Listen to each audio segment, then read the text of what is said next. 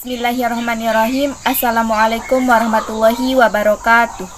Perkenalkan, nama saya Irmawanti, mahasiswa program studi kimia dengan NIM G1C018031. Dalam video kali ini, saya akan menjelaskan tentang pigmen dan zat pewarna, yaitu karotenoid, tartrazin, dan rodamin B, di mana materi ini merupakan salah satu subtopik dari mata kuliah kimia bahan makanan yang diampu oleh Ibu Murniati MSc. Langsung saja kepada pembahasan yang pertama, yaitu pigmen. Pigmen atau zat warna merupakan zat yang mengubah warna cahaya tampak sebagai akibat proses absorpsi selektif terhadap panjang gelombang pada kisaran tertentu. Molekul pigmen menyerap energi pada panjang gelombang tertentu sehingga memantulkan panjang gelombang tampak lainnya. Pigmen alami banyak dihasilkan oleh organisme dan bernilai ekonomi. Pigmen yang dihasilkan oleh organisme dikelompokkan sebagai pigmen hayati. Selanjutnya yang kedua yaitu pewarna makanan. Pewarna makanan banyak digunakan dalam industri kuliner dan pangan dengan alasan untuk mempercantik produk makanan. Warna-warna cerah pada makanan memang menarik dan menggugah selera. Tapi, apakah kita pernah bertanya-tanya mengenai apakah pewarna makanan yang digunakan aman atau tidak? Lalu, apa bahaya yang ditimbulkan dari pewarna makanan yang digunakan? Sebelum membahas lebih lanjut, kita pahami dulu definisi dari pewarna makanan itu sendiri. Jadi, pewarna makanan adalah zat aditif yang ditimbulkan untuk meningkatkan warna makanan atau minuman. Selain itu, pewarna makanan juga dapat meningkatkan daya tarik, merangsang indera penglihatan, menyeragamkan dan menstabilkan warna, serta menutupi atau mengatasi perubahan warna. Pewarna makanan tersedia dalam berbagai bentuk seperti cairan, bubuk gel, atau pasta. Zat warna. Secara umum, zat warna terbagi atas dua jenis, yaitu pewarna alami yang aman dan pewarna sintetik yang sebagian besar dari jenis ini berbahaya jika dikonsumsi. Pewarna alami merupakan zat warna yang berasal dari ekstrak tumbuhan seperti bagian daun, bunga, dan biji, hewan dan mineral yang telah digunakan sejak dahulu sehingga sudah diakui bahwa aman jika masuk ke dalam tubuh. Pewarna sintesis merupakan zat warna yang berasal dari zat kimia yang sebagian besar tidak dapat digunakan sebagai pewarna makanan karena dapat menyebabkan gangguan kesehatan terutama fungsi hati di dalam tubuh kita. Karotenoid. Karotenoid adalah golongan senyawa kimia organik bernutrisi yang terdapat pada pigmen alami tumbuhan dan hewan. Berdasarkan struktur kimianya, karotenoid dimasukkan ke dalam golongan terpenoid. Struktur senyawa karotenoid dapat dilihat pada slide ini, di mana karotenoid merupakan zat yang menyebabkan warna menjadi merah, kuning, orange, dan hijau pada buah dan sayur. Peran penting karotenoid adalah sebagai antioksidan. Selanjutnya yaitu fungsi karotenoid. Fungsi dari karotenoid yaitu sebagai vitamin A. Beta-karotin berkontribusi sekitar 1/12 jumlah retinol, sedangkan alfa-karoten dan beta-kriptosanin 1/24 jumlah retinol. Vitamin A sangat penting bagi pertumbuhan dan perkembangan yang normal, sistem kekebalan tubuh, dan penglihatan. Yang kedua, sebagai kegiatan antioksidan. Pada tumbuhan, karotenoid memiliki fungsi antioksidan penting menonaktifkan oksigen singlet, yaitu oksidator yang terbentuk selama fotosintesis. Likopen merupakan salah satu antioksidan yang paling efektif dalam golongan karotenoid. Penelitian dalam tabung tes menunjukkan bahwa karotenoid juga dapat menghambat oksidasi lemak, misalnya peroksidasi lipid, dalam kondisi tertentu. Namun, fungsi mereka pada manusia tampaknya lebih kompleks. Yang ketiga yaitu sebagai filter cahaya. Ikatan ganda dan tunggal yang panjang pada karotenoid memungkinkan mereka untuk menyerap cahaya. Fitur ini memiliki relevansi khusus untuk mata, di mana lutein dan zeaxanthin efisien menyerap cahaya biru. Mengurangi jumlah cahaya yang mencapai struktur visual yang kritis dapat melindungi mata dari kerusakan oksidatif yang disebabkan cahaya. Kemudian, sebagai komunikasi intersel. Karotenoid dapat memfasilitasi komunikasi antara sel-sel tetangga dengan memasang sintesis protein koneksin. Koneksin membentuk pori-pori di membran sel sehingga sel-sel dapat berkomunikasi melalui pertukaran molekul kecil. Komunikasi intersel penting untuk menjaga sel-sel dalam keadaan berbeda dan sering hilang dalam sel-sel kanker. Karotenoid memfasilitasi komunikasi intersel dengan meningkatkan ekspresi gen yang mengkode protein koneksin. Efek yang muncul tidak berhubungan dengan vitamin A atau kegiatan antioksidan sebagai karotenoid. Selanjutnya sebagai kegiatan sistem imun. Karena vitamin A sangat penting untuk fungsi sistem kekebalan tubuh yang normal, sulit untuk menentukan apakah efek dari karotenoid provitamin A atau fungsi lain karotenoid meskipun beberapa uji klinis telah menemukan bahwa suplemen beta-karotin meningkatkan beberapa biomarker fungsi kekebalan.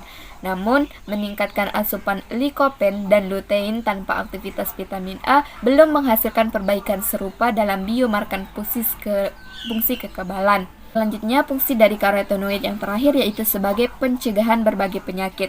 Di antaranya ada penyakit kanker, di mana beberapa penelitian epidemiologis menunjukkan bahwa belum adanya pola yang konsisten bahwa karotenoid dapat menurunkan risiko kanker. Bahkan pada beberapa studi yang memberikan suplementasi karotenoid, dosis tinggi menunjukkan bahwa karotenoid memiliki dampak yang kecil. Bahkan dampak pemberian megadosis ternyata berpengaruh kondisi penderita karena efek toksisitas. Yang kedua, sebagai penyakit kardiovaskular. Karotenoid memiliki sifat sangat larut dalam lemak dan sangat tidak larut dalam air. Karotenoid beredar di lipoprotein bersama dengan kolesterol dan lemak lainnya. Oksidasi low density lipoprotein atau LDL atau lemak jenuh memainkan peran dalam perkembangan aterosklerosis, sehingga mendorong para ilmuwan untuk menyelidiki peran senyawa antioksidan seperti karotenoid dalam pencegahan penyakit kardiovaskular. Selanjutnya yaitu sebagai AMD dan katarak. AMD, Age-related macular degeneration, merupakan degenerasi penyebab utama kebutaan pada seorang dewasa akhir. Tidak seperti katarak di mana lensa yang sakit bisa diganti.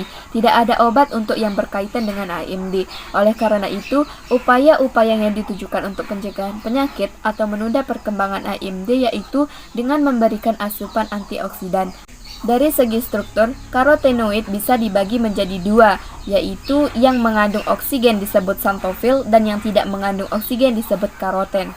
Karotenoid ada yang berperan sebagai provitamin A dan ada yang bukan provitamin A. Alpha-karotin, beta-karotin, dan beta-cryptosanthin bisa dikonversi menjadi retinol atau vitamin A, sedangkan lutein, zeaxanthin, dan likopen tidak bisa. Sumber dari karotenoid. Karotenoid dapat diperoleh dari sayuran berdaun hijau yang mengandung banyak klorofil dan makanan yang memiliki warna alami merah, kuning, dan orange.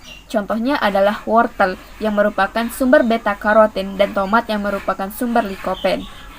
Di sini dapat dilihat bahwa karotenoid itu merupakan sumber makanan, tomat ada likopen, beta-cryptosanthin ada buah-buahan sitrus seperti jeruk dan lemon, ada beta-karotin yaitu terdiri dari wortel, mangga, bayam, brokoli, selada air.